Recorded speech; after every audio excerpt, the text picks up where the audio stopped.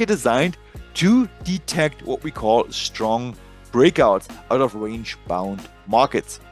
Now, what's a strong breakout? Well, first of all, ideally, a breakout where price will continue to move in the breakout direction for quite some time after the breakout has occurred. You can imagine how you as a trader, you can take advantage of that. Yeah? You simply enter in the breakout direction.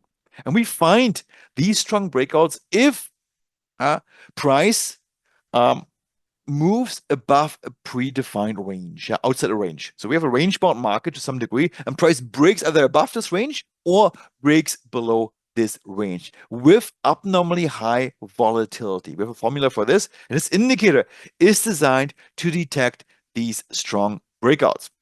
Now, how does this work? Well, let's check it out on the slide. So I'm going to move over to our trading view slide here, and we're going to add this one to our price chart. So, all right. So what do we see here? I'm actually going to start with Goldman Sachs. I'll start with a stock trade first. And in fact, I'm going to close just one second. I'm going to go to the daily time frame. Just give me one quick second. And I will also use the standard settings of Volatility Crusher. So once this loads, all right, there we go. I'm going to drag this in. You can see Volatility Crusher now applied to this daily time frame chart. And I'm going to look at some day trading time frames as well. But here's a good example of this. Look what happened here. So price was kind of range bound. You can see it here. This was kind of a range bound market. We were consolidating. And then finally, we pushed above this range with high volatility. You can see how big this candle here was. We pushed above it.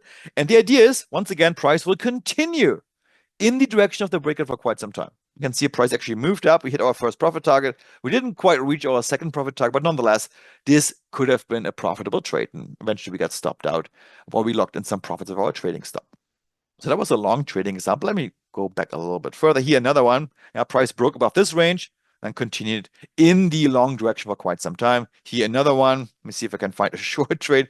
Here we did a nice short trade. Price, once again, was kind of range bound. We broke below the range, and then we hit our target. Well, actually, we got stopped out. But nonetheless, you can see we hit our first target here. We almost hit our second target, and then our trading stop was hit. And you get the picture how this works. So this is our breakout indicator. And the cool thing about Volatility Crusher is, and of course, well, this holds true for all our power bundle indicators, is we have these statistics here. You can see here, really high profit factor for the long and short direction. Yeah, because this indicator, this tells you this indicator is 83% win rate and 100% win rate for the shorts. This one is dialed in. That's an indicator which works really nicely for the symbol. But you may say, Daniel, all right, there's only a handful of signals. Yeah, I would have to wait for years on this daily chart for getting a new signal. Yes, that's true with this configuration. But there's one thing that you can do to get a bit more, to get these signals more frequently. So what you can do is you can go to the settings of Volatility Crusher and disable this parameter here, require volume. You can set it to no. But by default, it's set to yes. And what this does is it requires that there's also a spike of volume coinciding with the breakout move.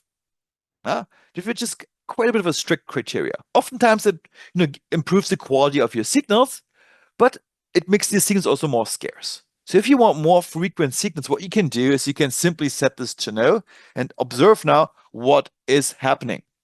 So I set this to no, and you can see right off the bat, we have more signals. Yeah, definitely more than we had before. Still really good win rate, not as good as before, but we now have 24 trades in our look back period, which is 1,000 bars and way more signals. Yeah, you can see them here. And by the way, this little number next to the entry arrow, either to the upside or to the downside here, that's your suggested position size. So in this case, you could have bought 34 shares of Goldman Sachs for this long trade, and you will still stay within your risk tolerance, which by default is set to $1,000. So if you go to the settings here of Volatility Crusher, you can see it here. My risk tolerance, we go down here.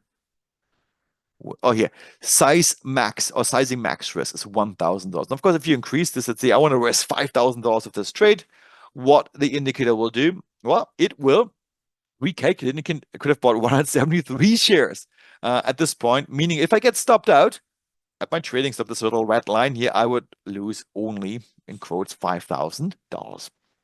Of course, if I hit my target, I also make bigger winnings. All right, so this was for the daily time frame. But now let's switch gear a little bit. Let's look at the intraday time frame. Let's look at futures. So we're going to switch over to the MES here, the S&P 500 futures, the micro futures, and I'll switch to the 50-minute time frame. All right.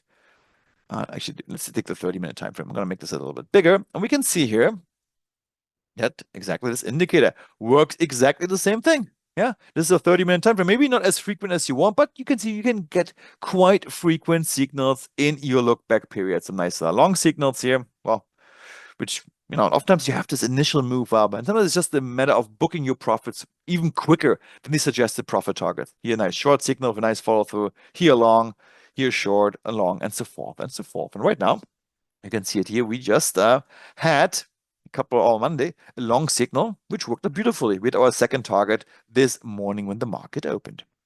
But let's switch gear one more time.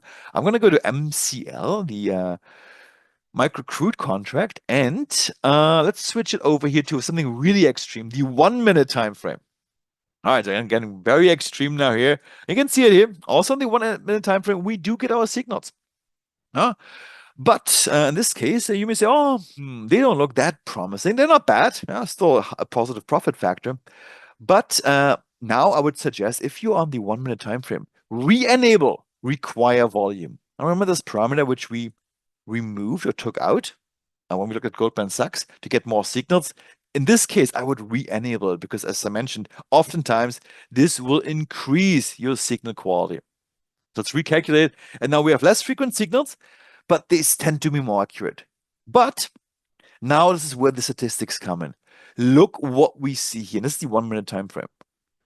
An overall profit factor of 1.28, which is for long and short trades. But now if you look at the breakdown between longs and shorts, we can clearly state that short trades are working out much, much better than long trades. 3.81 profit factor for shorts, only 0.28 for longs.